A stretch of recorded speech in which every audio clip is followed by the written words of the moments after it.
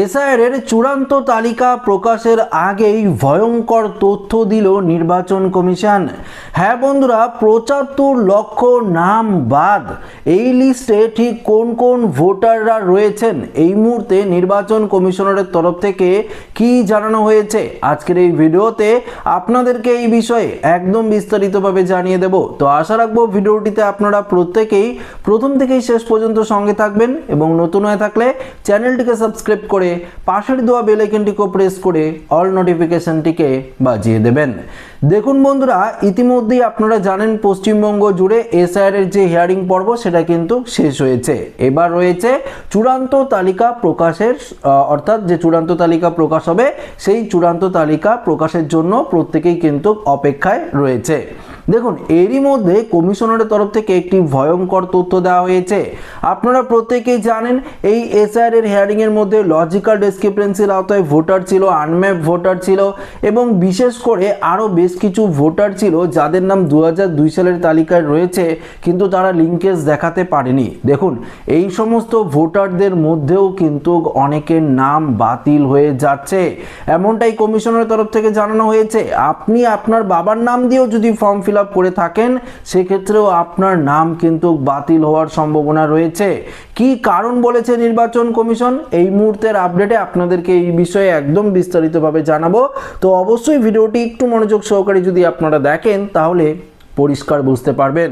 দেখুন, ইতিমধ্যেই একটি প্রতিবেদনে বলেছে যে এসআইআর এর শুনানি আজ শেষ দিন, তবে শুক্রবারই এই প্রক্রিয়া সম্পূর্ণ হয়েছে বলে দাবি করেছেন রাজ্যের মুখ্য নির্বাচনী আধিকারিক। যেটা আমরা গতকালকেই দেখেছিলাম যে শুক্রবার দিনে এসআইআর এর যে শুনানি সেটা কিন্তু শেষ হয়েছে। তবে আজ চলছে তথ্য আপলোডের কাজ। এসআইআর এর যে তথ্যগুলো আপনারা দিয়েছেন সেগুলো আপলোডিং এর কাজ এখনো পর্যন্ত চলছে। রিপোর্ট অনুযায়ী শুনানি পর্বে 6 লক্ষেরও বেশি ভোটারের নাম কিন্তু বাদ যাবে। এই ভোটাররা হিয়ারিং এর নোটিশ পেলেও হাজিরা দেননি বলে জানা গিয়েছে। তো বুঝতেই পারলেন, আগে ছিল যেটা 4 লক্ষ, এখন সেটা 6 লক্ষ হয়েছে। 6 লক্ষেরও বেশি ভোটার এসআইআর এর শুনানির নোটিশ পেয়েছে, হিয়ারিং এর নোটিশ পেয়েছে। নোটিশ পাওয়ার পরও কিন্তু তারা শুনানিতে হাজির হয়নি, যার কারণে তাদের নাম কিন্তু পরিষ্কারভাবে বাতিল করে দেওয়া হয়েছে। দেখুন এখানে কি বলেছে, এই ভোটাররা হিয়ারিং এর নোটিশ পেয়েও হাজিরা দেননি, এটা কিন্তু পরিষ্কার বলে দিয়েছে। এছাড়াও লজিক্যাল ডিসক্রিপেন্সি ও আনম্যাপ ভোটারদের মধ্যেও আরও 10% ভোটারের নাম বাদ যেতে পারে বলে কমিশন সূত্রে বলা হয়েছে। আপনি লজিক্যাল ডিসক্রিপেন্সির আওতায় রয়েছেন, আপনি আপনার বাবার নাম, মার নাম, ঠাকুরদা ঠাকুমা বা দাদু দিদিমার নাম দিয়েও যদি ফর্ম ফিল আপ করে থাকেন তারপরেও আপনার নাম বাতিল হতে পারে।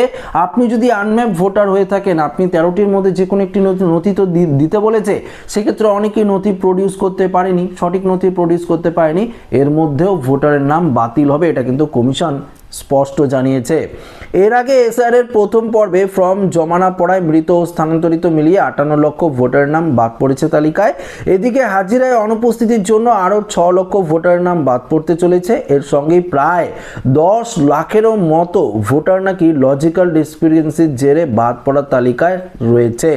এই আবহে প্রায় 75 লক্ষের কাছাকাছি নাম শেষ পর্যন্ত বাদ পড়তে পারে এসআইআর এর চূড়ান্ত তালিকা থেকে। তো বুঝতেই পারলেন যে রিপোর্টটি দিয়েছে সেটা কিন্তু একটা ভয়ঙ্কর রিপোর্ট, অর্থাৎ যে তথ্যটি বলেছে নির্বাচন কমিশন সেটাও কিন্তু একটা ভয়ঙ্কর তথ্য কিন্তু দিয়েছে। কেননা 75 লক্ষ যদি নাম বাদ যায় তাহলে প্রচুর পরিমাণে ভোটারের নাম কিন্তু বাতিল হয়ে যাবে। তবে লজিক্যাল ডিসক্রিপেন্সির জেরে কেন 10 লাখের মতো ভোটারের নাম বাদ পড়বে তালিকা থেকে? রিপোর্ট অনুযায়ী শুনানিতে অনেকেই কমিশনের নির্ধারিত 13টি নথির একটিও জমা দিতে পারেনি। নথি না দিতে পারা ভোটারের নাম বাদ পড়বে তালিকা থেকে। এদিকে কি কারণে নাম বাদ গেল তার নোটিশ দিয়ে ভোটারকে জানানো হবে। দেখুন, আপনার নাম বাতিল যদি হয়ে যায় আপনাকে কিন্তু এই বিষয়ে অবশ্যই নোটিশ দেবে নির্বাচন কমিশনের আধিকারিকরা। ধরুন বিএলওরাই আপনার নোটিশটি দিয়ে আসলো আপনার বাড়িতে যে আপনি কি নথি দিতে পারেননি, সঠিক নথি দিতে পারেননি বা আপনার কোন কারণের জন্য এসআইআর এর ফাইনাল লিস্ট থেকে নাম বাতিল হলো সেটা কিন্তু জানিয়ে দেবে। দেখুন এখানে বলেছে নাম বাদ পড়ার পর ভোটাররা এরপর কি করতে পারবেন। রিপোর্ট অনুযায়ী চূড়ান্ত তালিকা প্রকাশের 5 দিনের মধ্যে জেলা শাসকের কাছে আবেদন করতে পারবেন ভোটাররা। এরপরও যদি তার নাম ভোটার তালিকায় যুক্ত না হয় তাহলে আগামী 5 দিনের মধ্যে সিও লেভেলে আবেদন জানাতে পারবেন সংশ্লিষ্ট ভোটাররা। আপাতত স্কুটিনি প্রক্রিয়া কিন্তু চলবে। এরপর আগামী 28 ফেব্রুয়ারি চূড়ান্ত তালিকা প্রকাশ করা হবে। এদিকে এসআইআর নিয়ে ইআরওদের বিরুদ্ধে উঠেছে গুরুতর অভিযোগ। অবজারভারদের সতর্কতা নিয়ে শুনানি ও দেখতে পাচ্ছেন যে শুনছেন ইআরওরা। অভিযোগ উঠছে বহু ক্ষেত্রে শুধু আধার বা প্যান কার্ড দিয়ে ভোটারের তথ্য ওয়েবসাইটে আপলোড করেছেন ইআরওরা, জানিয়ে মাইক্রো অবজারভাররাও সতর্ক করছে বলে মনে করা হচ্ছে। দেখুন এই অভিযুক্ত ইআরওদের বিরুদ্ধেও কড়া পদক্ষেপ নেবে নির্বাচন কমিশন, এটা কিন্তু স্পষ্টভাবে জানিয়ে দেওয়া হয়েছে। এই আপডেটে আপনারা পরিষ্কার বুঝতে পারলেন আগে তো 58 লক্ষ বাতিল হয়েছে, সেটা তো গেছে। 6 লক্ষরও বেশি ভোটার রয়েছে যেই সমস্ত ভোটাররা এখনো পর্যন্ত এসআরের হিয়ারিংয়ে যায়নি। এখন তো সময় শেষ, তারা তো হিয়ারিং করবেই না। তো সেই সমস্ত ভোটার নাম বাতিল পরিষ্কারভাবে 64 লক্ষ গেল। তার মধ্যে 64 থেকে 65 লক্ষ গেল, বাদ গেল। তার মধ্যে আরও 10 লক্ষেরও মতন ফর্ম বা অর্থাৎ এসআরে কিন্তু ভোটারদের নাম বাতিল হতে পারে। সেই সমস্ত ভোটারের নাম লজিক্যাল ডিসক্রিপেন্সির মধ্যেও রয়েছে, আনম্যাপের মধ্যেও রয়েছে।